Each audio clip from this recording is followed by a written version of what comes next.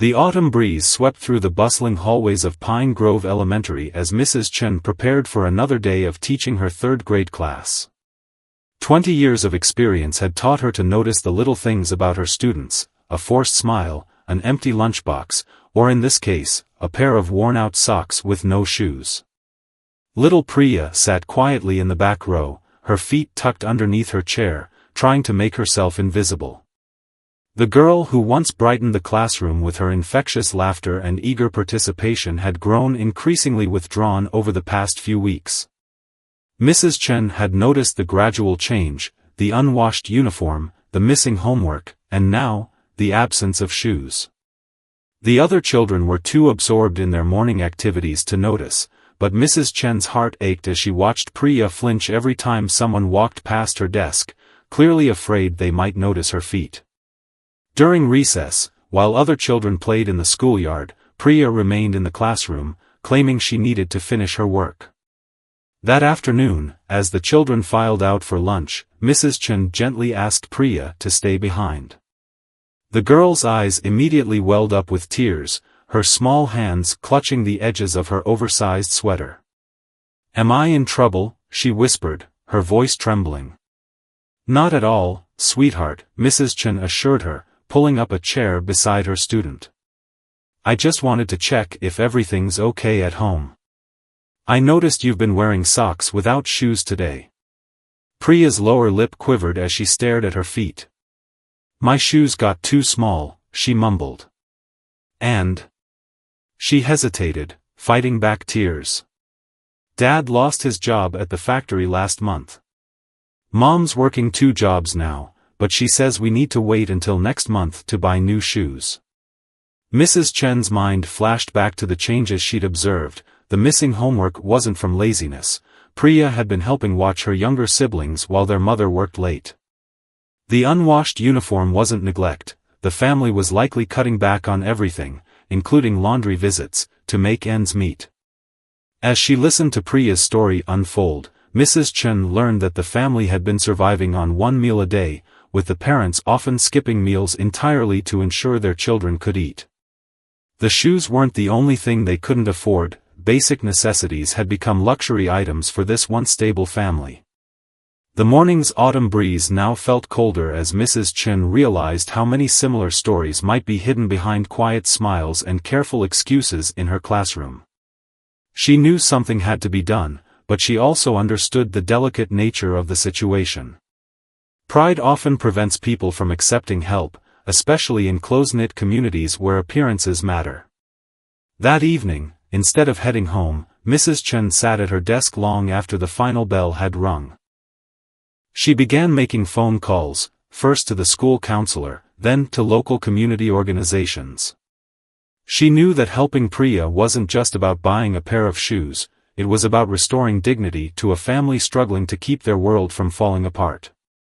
As she drove home that night, Mrs. Chen's mind was already forming a plan. Tomorrow would be different, she decided. Tomorrow would be the first step toward changing not just Priya's life, but perhaps the way their entire school community looked after its own. Sometimes, she reflected, the biggest changes start with something as simple as noticing a pair of missing shoes. The next morning arrived with a sense of purpose. Mrs. Chen had spent half the night researching local resources and making notes. She arrived at school earlier than usual, carrying a discreet shopping bag containing a new pair of shoes she'd purchased on her way to school. They weren't expensive, but they were sturdy and practical, perfect for a growing child. But as she sat at her desk, watching the morning sunlight stream through the classroom windows, she knew that simply giving Priya the shoes wouldn't solve the underlying problems. Her years of teaching had taught her that maintaining a family's dignity was just as important as meeting their immediate needs. During her morning preparation, the school counselor, Mrs. Rodriguez, knocked on her classroom door. They had spoken at length the previous evening about Priya's situation. "I did some checking," Mrs. Rodriguez said quietly, settling into a chair beside Mrs. Chen's desk. "There are at least 5 other families in our school facing similar circumstances. The factory layoffs have hit our community harder than we realized. The two educators spent the next 30 minutes discussing possibilities. The school's resource center had some emergency funds, but they were limited. However, Mrs. Rodriguez had connections with local community organizations that might be able to help. The tricky part, she explained, is approaching the families in a way that won't make them feel ashamed. As they talked, an idea began to take shape. The school's annual fall festival was coming up in 2 weeks. Usually, it was just a fun gathering with games and baked goods. But perhaps this year, they could transform it into something more meaningful. When Priya arrived that morning, still sock-footed and trying to be invisible, Mrs. Chen invited her to help with a special project. "I need someone with artistic talent to help design posters for our fall festival," she explained, pulling out some colorful paper and markers. "Would you be interested?" For the first time in weeks, Priya's face lit up. She had always loved art, and the chance to help her favorite teacher made her forget about her missing shoes for a moment. As she settled into work on the posters, Mrs. Chen casually mentioned that this year's festival would include a clothing and school supply exchange.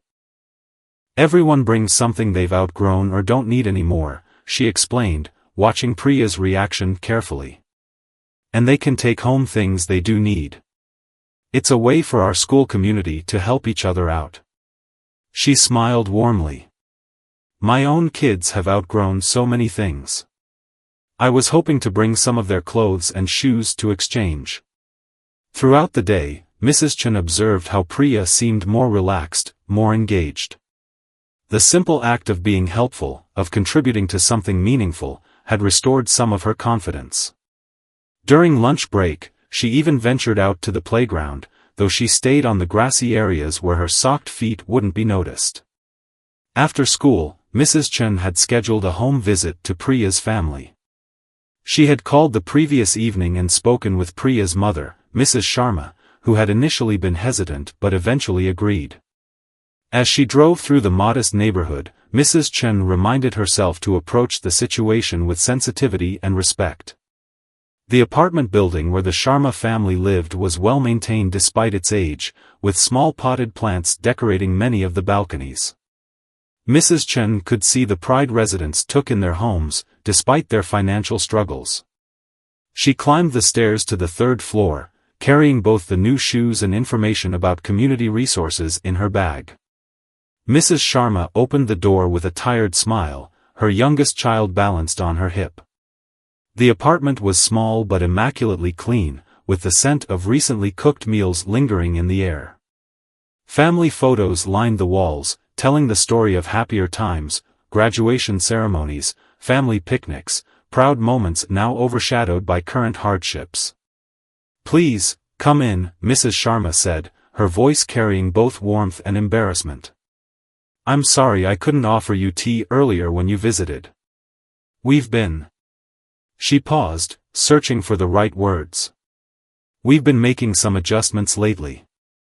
As they sat in the small living room, which clearly doubled as a bedroom for some of the children, Mrs. Chen could see the toll recent events had taken on this proud family. Yet there was also resilience in the way Mrs. Sharma held herself, in the careful organization of their limited resources, in the homework sheet spread across the coffee table. "We're not looking for handouts," Mrs. Sharma said firmly, though her eyes glistened with unshed tears. "Raj, my husband, he's been applying for jobs every day. We've always managed on our own." Mrs. Chen nodded understanding. "Our school community isn't about handouts," she replied gently. "We're about supporting each other through difficult times. Many families are facing similar challenges right now. That's why we're organizing the Fall Festival Exchange, so we can all help each other with dignity." As they continued talking, Mrs. Chen could see Mrs. Sharma's shoulders gradually relaxing. They discussed the Fall Festival, the community job fair that Mrs. Rodriguez was organizing, and the local food co-op that offered reduced prices for bulk purchases. With each suggestion, Mrs. Chen was careful to emphasize the cooperative nature of these resources, how participants both gave and received help. The following days brought a flurry of activity to Pine Grove Elementary. Word about the fall festival's new format spread quickly through the school community, and Mrs. Chen was touched by how many people stepped forward to help. Teachers cleared out their closets, parents called offering donations, and even local businesses began reaching out after hearing about the initiative. The transformation in Priya was remarkable. With her new shoes, presented as part of a general classroom supplies distribution to avoid singling her out, and her role as the festival's official artist, she began to regain her former confidence. Her posters, decorated with autumn leaves and cheerful messages about community support, now hung proudly in the school hallways. But it was during an art session that Mrs. Chen witnessed something truly special.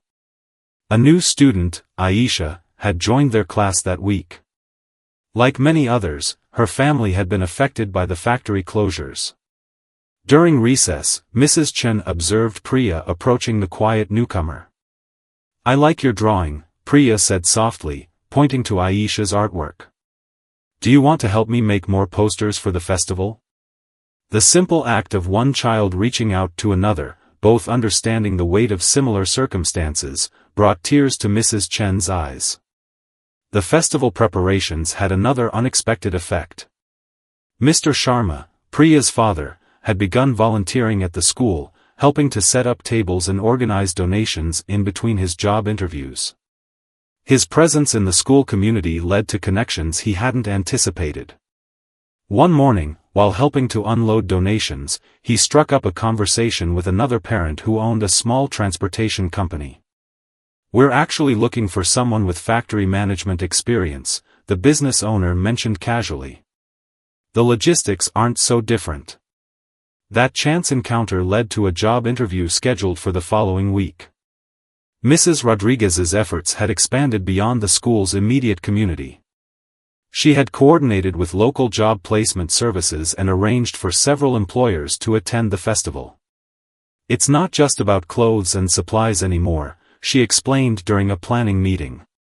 "We're building a support network." The preparation wasn't without its challenges. Storage became an issue as donations poured in. Some parents expressed concerns about accepting help, their pride making it difficult to acknowledge their needs. Mrs. Chen and the other organizers worked carefully to ensure everyone felt like contributors rather than recipients.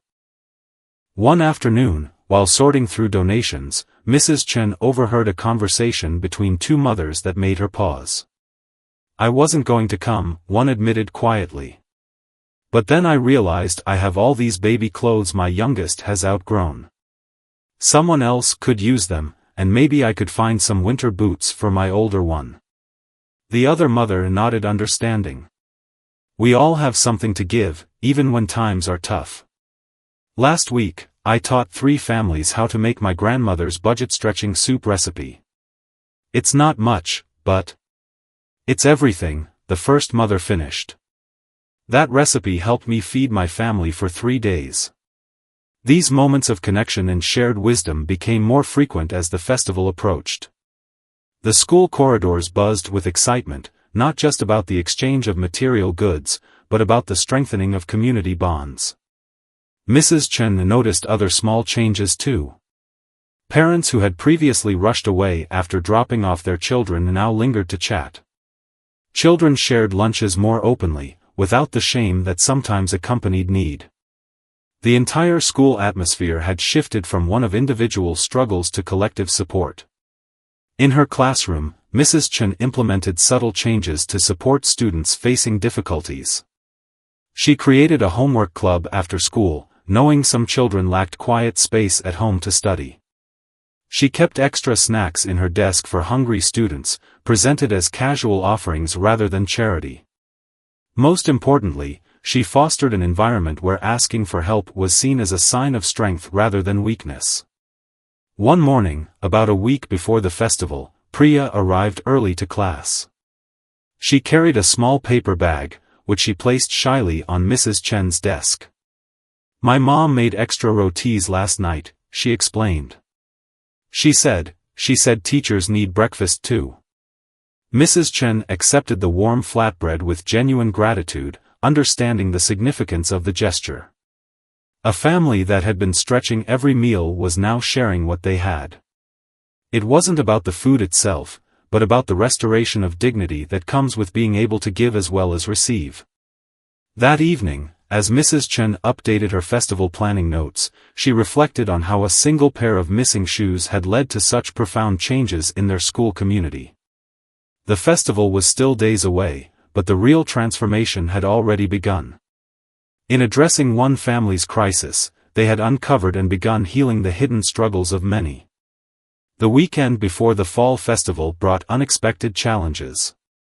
A heavy rainstorm had flooded parts of the school gymnasium where the event was supposed to take place. Mrs. Chen stood in the doorway Sunday morning, her heart sinking as she surveyed the wet floor. The festival was scheduled for the following Saturday, and they had nowhere else to store the growing mountain of donations. But before she could even begin to formulate a backup plan, her phone buzzed with a message. Mr. Sharma had heard about the flooding through the parent network. "I spoke with Mr. Patel at the community center," his message read. "He's offering their main hall for the festival. Several of us can help move everything there this afternoon." Within hours, a convoy of parents' cars and borrowed trucks lined the school parking lot. The sight of Mr. Sharma organizing the logistics brought a smile to Mrs. Chen's face. He was in his element, his factory management experience showing in the efficient way he coordinated the move. More importantly, she noticed how his confidence had returned, how he stood taller when giving instructions. As volunteers formed a human chain to move boxes, Mrs. Chen noticed Priya and Aisha darting between the adults, carrying smaller items and offering water bottles to the workers. The two girls had become inseparable over the past week, their friendship built on shared experiences and understanding beyond their years. "My dad has an interview tomorrow," Priya whispered to Mrs. Chen during a brief break. Her eyes sparkled with hope. "He ironed his shirt 3 times already." The pride in her voice was unmistakable, and Mrs. Chen squeezed her shoulder gently, remembering the withdrawn child from just weeks ago. The community center turned out to be a blessing in disguise. Its central location made it more accessible to families from neighboring schools, and Mr. Patel insisted on keeping it open late into the evening to accommodate working parents. "This is what community centers are for," he said simply, when Mrs. Chen tried to thank him. Throughout the week, more stories emerged that touched Mrs. Chen's heart. A local tailor offered free alterations during the festival.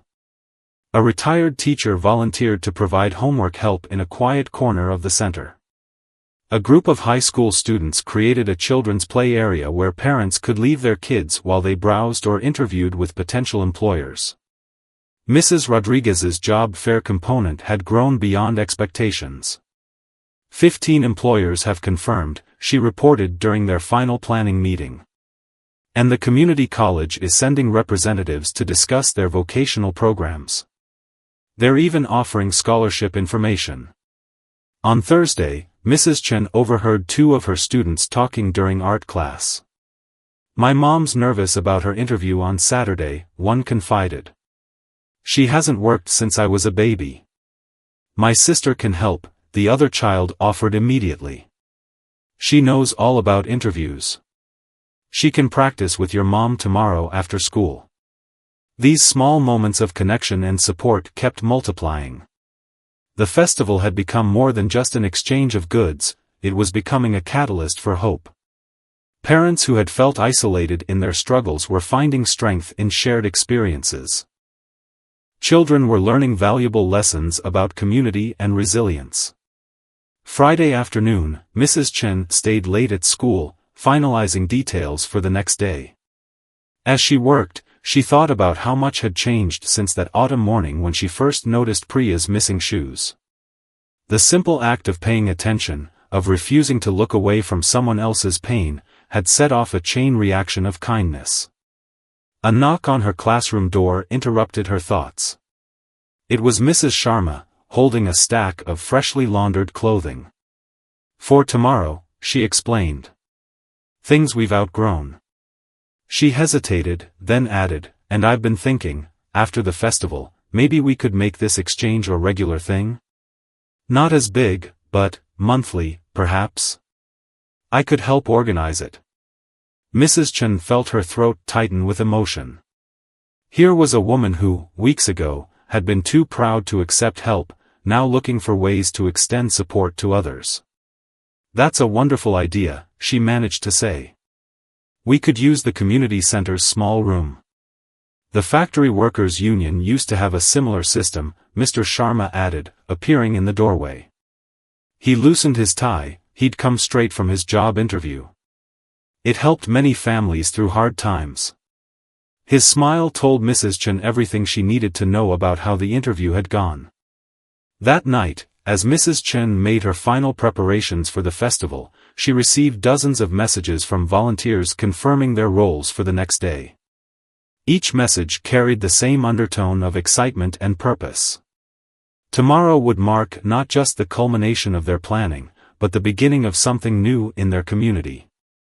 Saturday morning dawned crisp and clear, the autumn sun casting long shadows across the community center's parking lot. Mrs. Chen arrived at 6 a.m. to find Mr. Patel already there, setting up coffee stations. People give better interviews when they're properly caffeinated, he said with a knowing smile, having seen many community gatherings in his 20 years running the center. The early morning quiet was soon broken by the arrival of volunteers. Mrs. Rodriguez appeared with boxes of name tags and schedules. A group of high school students began arranging clothing racks borrowed from local stores. In the interview area, business owners set up their tables, hanging signs describing available positions. Priya and her father arrived together, both wearing expressions of nervous excitement. Mr. Sharma was scheduled for a second interview with the transportation company, while Priya had taken it upon herself to be the official greeter, determined to make sure every child felt welcome. "Remember when you helped me on my first day?" she said to Aisha, who stood beside her at the welcome table. "I want to do that for others." Mrs. Chen, overhearing this, felt a familiar tightness in her throat. The shy, shoeless girl from weeks ago had transformed into a confident young leader. By 9 o'clock, the community center hummed with activity. The main hall had been transformed into a dignified shopping space, with clearly marked sections for different types of clothing and supplies. A separate room hosted the job fair, while the kitchen area had become a bustling cafe where volunteers served coffee and homemade snacks. Mrs. Chen watched as families began arriving, many looking uncertain at first but relaxing as they were welcomed by Priya's bright smile and gentle explanations of how everything worked. Each family received a number of tokens based on what they had contributed, but Mrs. Chen noticed how people seemed more focused on giving than receiving. "These books helped my son learn to read," one mother explained to another, passing along a well-loved set of early readers. The pictures really caught his attention. Soon, parents were exchanging not just items but advice, phone numbers, and stories. In the children's area, something remarkable was happening. A group of kids had started their own trading system with toys and school supplies. Mrs. Chen overheard snippets of their negotiations. "I have 2 red pencils, but I really need an eraser. My sister could use that hair clip, would you like these stickers instead?" The job fair section was equally busy. Mr. Sharma emerged from his second interview looking quietly confident, while other parents moved from table to table, resumes in hand. Mrs. Rodriguez had arranged for a local photographer to take professional headshots for LinkedIn profiles, and the line stretched down the hallway. Around noon, Mrs. Chen noticed Mrs. Sharma deep in conversation with several other mothers. They sat in a corner of the cafe area, heads bent together over notebooks. Later, she learned they were planning a childcare cooperative, taking turns watching each other's children so the others could work or attend job interviews. One moment particularly stood out to Mrs. Chen. A young boy about Priya's age came in wearing shoes several sizes too small. Before anyone else could react, Priya disappeared into the children's shoe section and returned with 2 options that might fit him. "Try these," she said kindly. "That's what Mrs. Chen did for me. Now it's my turn to help." The afternoon brought unexpected visitors. Word had spread through social media, and people from neighboring communities began arriving with donations. A local news reporter showed up, drawn by stories of the community's response to the factory layoffs. Mrs. Chen politely declined to be interviewed, instead directing the reporter to speak with Mr. Patel about the community center's ongoing initiatives. As the day progressed, Mrs. Chen noticed small transformations happening everywhere she looked. A teenager who had arrived looking dejected left with not just new clothes but a part-time job at the local library. A single father found not only winter coats for his children but also a lead on an apartment closer to his new workplace. The volunteer coordination table had become an impromptu community bulletin board. People posted notes offering services, can teach basic computer skills, have truck, can help move furniture, offering math tutoring in exchange for babysitting. Others left their needs, looking for carpool to South Side, need help with resume writing, seeking evening ESL classes. Late in the afternoon, Mrs. Chen found a quiet moment to sit with Mrs. Rodriguez and Mr. Patel. "We've given out over 200 tokens," Mrs. Rodriguez reported, "but I've lost count of the number of connections made, the number of problems solved without any formal exchange." Mr. Patel nodded thoughtfully. "This reminds me of how communities used to function," he said, "before we all became too busy or proud to ask for help. Sometimes it takes a crisis to remind us that we're stronger together." The sun was setting when Mrs. Chen finally took a moment to process everything she'd witnessed. In the warm glow of early evening, she watched as families helped each other carry items to their cars, exchanged phone numbers, and made plans for coffee dates and playdates. The community center was messier than it had been that morning, but it was the kind of mess that spoke of good work done, of lives touched and changed. The day after the festival, Mrs. Chen sat in her quiet classroom, surrounded by thank you notes and small tokens of appreciation that families had pressed into her hands. A hand-drawn card from Priya sat on top of the pile, decorated with carefully colored flowers and a message that brought tears to her eyes: "Thank you for seeing me when I tried to be invisible." The success of the festival had exceeded everyone's expectations, but it was the ripple effects that truly amazed her. That morning, she'd arrived to find parents gathered in the school parking lot, exchanging contact information for carpools they'd organized during the festival. Inside, a sign-up sheet for the new monthly exchange program already had 30 names. During morning attendance, Mrs. Chen noticed subtle changes in her students. Children who had once been self-conscious about their worn clothing now sat straighter in their new-to-them outfits. But more importantly, there was a new atmosphere of understanding and support in the classroom. Mrs. Chen, a usually quiet boy, called out during their morning circle time. "My mom got a job at the supermarket. She had an interview at the festival." The whole class erupted in spontaneous applause, and Mrs. Chen noticed how natural it felt, this sharing of good news, this celebration of each other's successes. Later that morning, the principal called a special staff meeting. The festival's impact had caught the attention of the school district, and other schools were interested in implementing similar programs. Mrs. Rodriguez had already begun compiling a guide based on their experience, complete with contact information for participating businesses and organizations. "But it's not just about the logistics," Mrs. Rodriguez explained to the gathered teachers. "It's about creating a space where asking for help isn't shameful, where everyone has something to contribute." She shared how several parents who'd received help at the festival had already signed up to volunteer at the next one. During lunch break, Mrs. Chen witnessed another small miracle. A new student had joined their class that morning, wearing clothes that were clearly too big for him. Without any prompting, Priya and Aisha invited him to sit with them, and soon they were showing him around the playground, explaining all the unwritten rules of their school with the wisdom of children who knew what it meant to be new and uncertain. After school, Mr. Sharma stopped by her classroom. He stood taller now, wearing a tie she recognized from the festival's professional clothing section. "I got the job," he said simply, his eyes bright with emotion. "I start next week as a logistics coordinator." The owner said my experience organizing the festival move proved I hadn't lost my management skills. But what he shared next touched Mrs. Chen even more deeply. He and several other parents had formed a job search support group.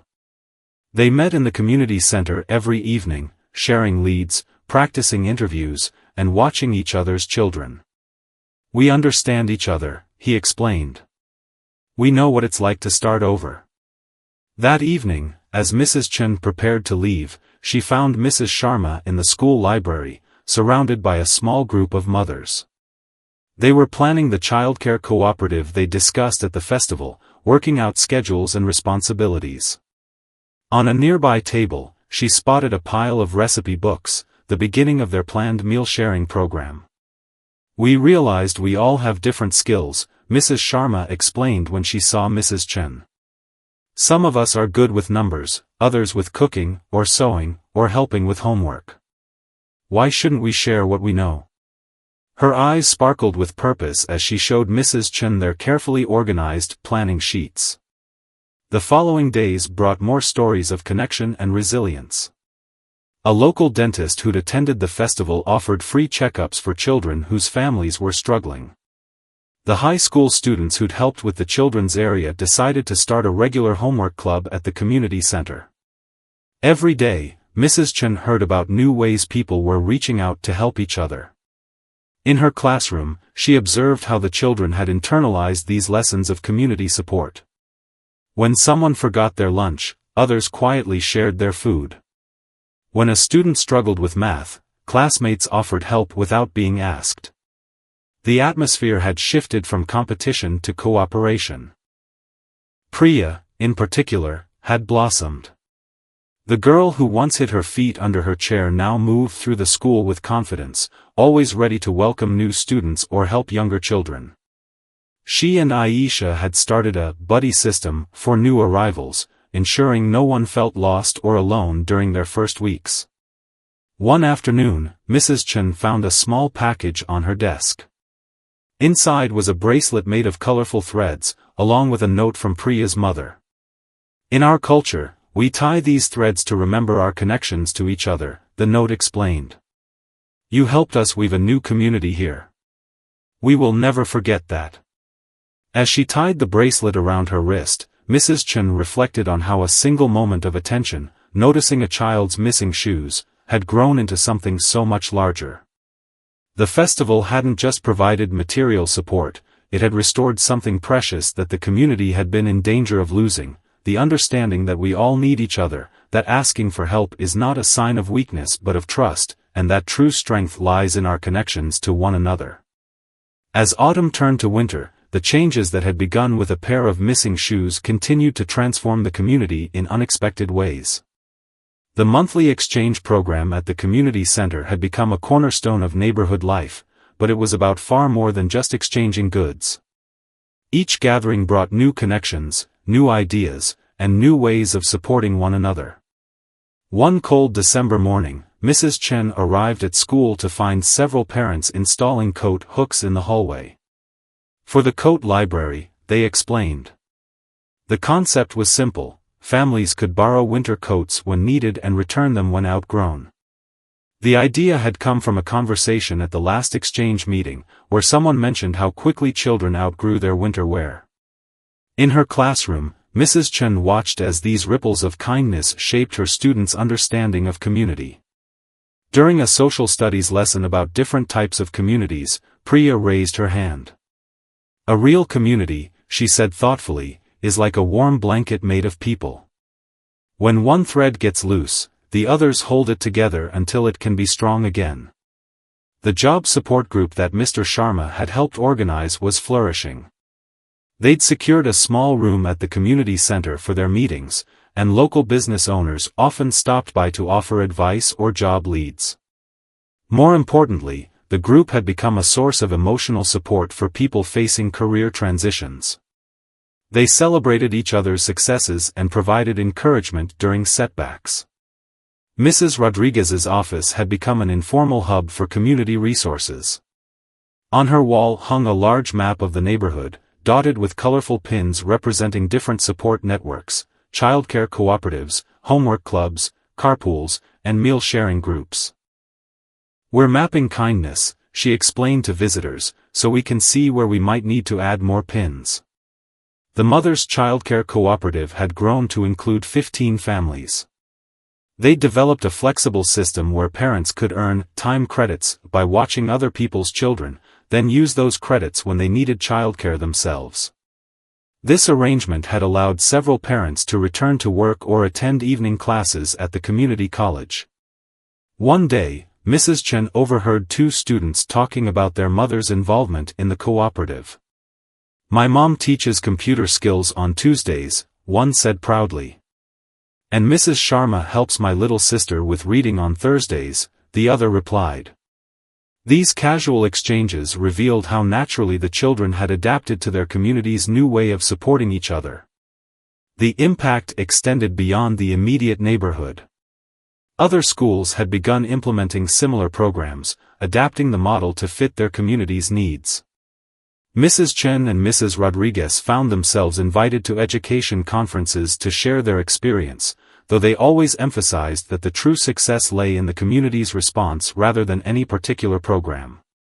Mr. Patel had transformed a corner of the community center into a skills exchange board. Posts ranged from "can teach basic car maintenance" to "looking for someone to practice English conversation." The board became a physical representation of the community's philosophy that everyone had something valuable to offer.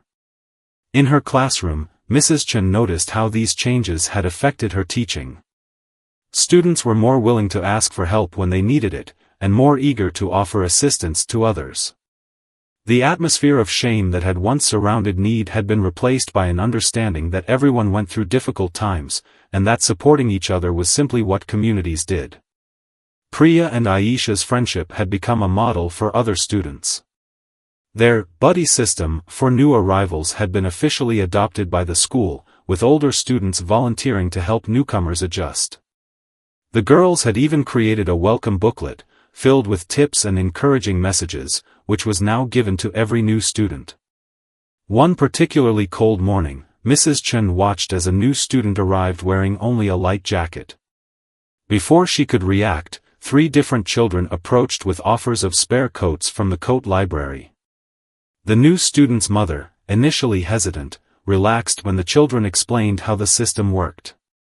"You can borrow it until you don't need it anymore," they said, "then someone else can use it." The monthly exchanges had evolved beyond their original purpose.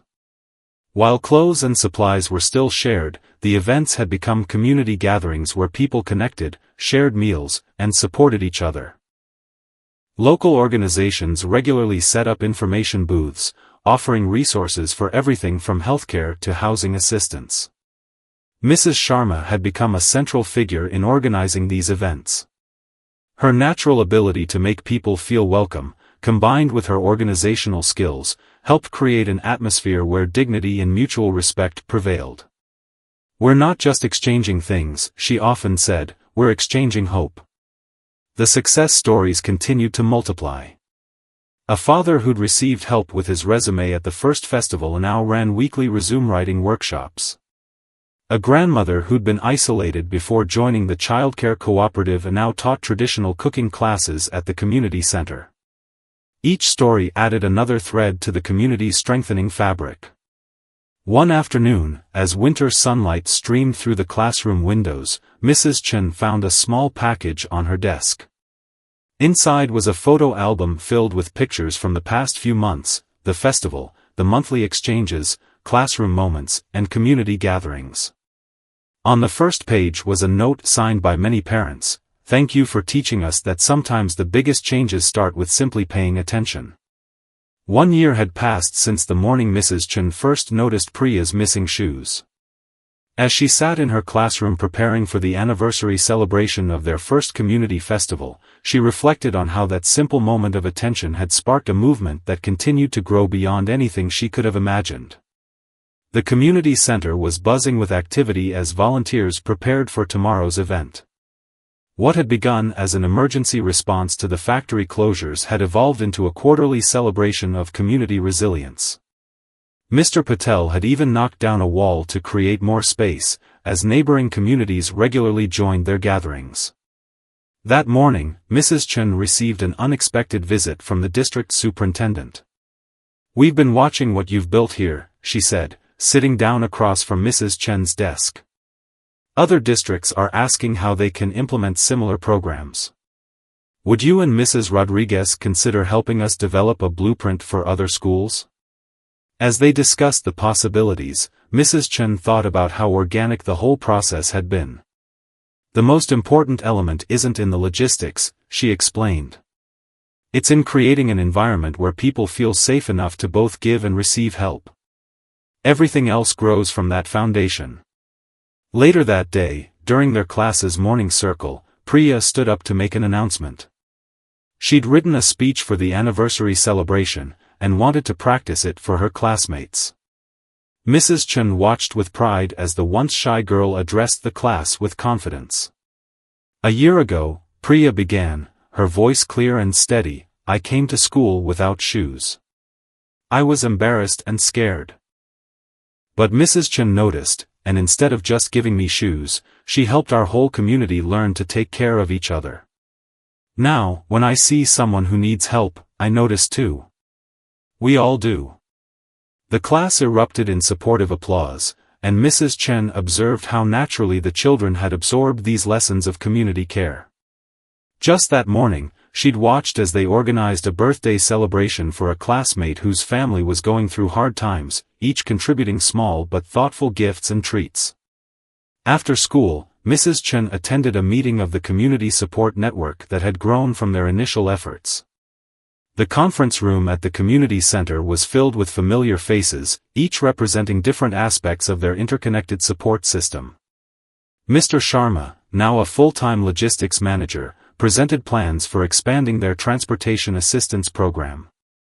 Mrs. Sharma, who had recently been hired as the community center's outreach coordinator, shared updates about their newest initiative, a skills training program that paired experienced professionals with job seekers.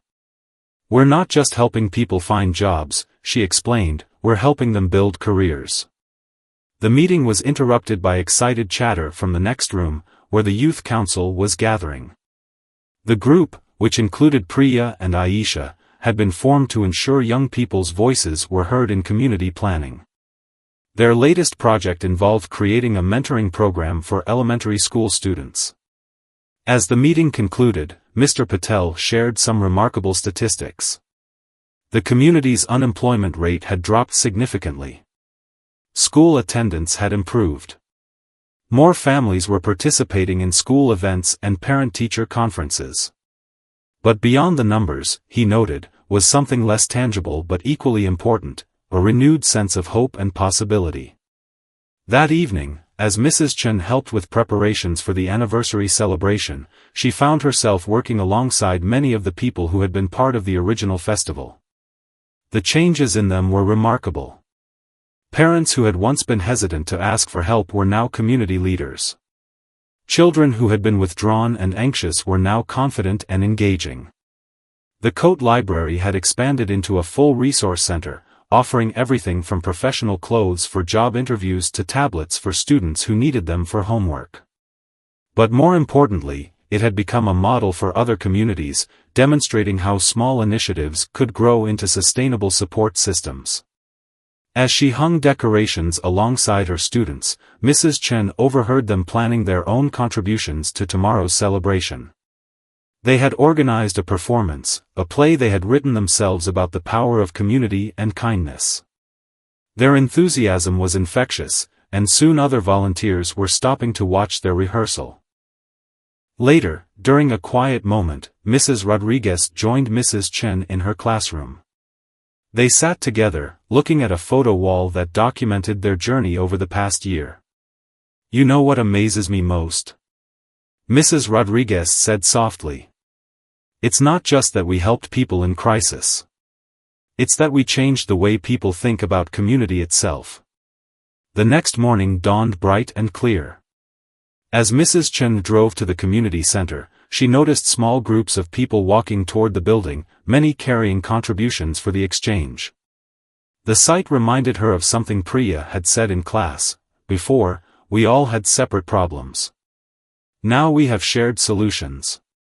The anniversary celebration was more than just a commemoration of their first festival. It was a testament to the enduring power of human connection. As Mrs. Chen watched families arrive, some who had been helped, others who had helped, and many who had done both, she understood that the true transformation wasn't in the programs they'd created or the systems they'd built. It was in the relationships that had formed, the trust that had been established, and the recognition that everyone had something valuable to contribute. The morning sun streamed through the community center's windows, illuminating the busy scene. Children ran playing between the carefully arranged displays, parents chatted while organizing donations, and everywhere Mrs. Chen looked, she saw evidence of how their community had been rewoven into something stronger and more beautiful than before. What had begun with a missing pair of shoes had become a lesson in how to build a more compassionate and resilient world, one small act of attention at a time.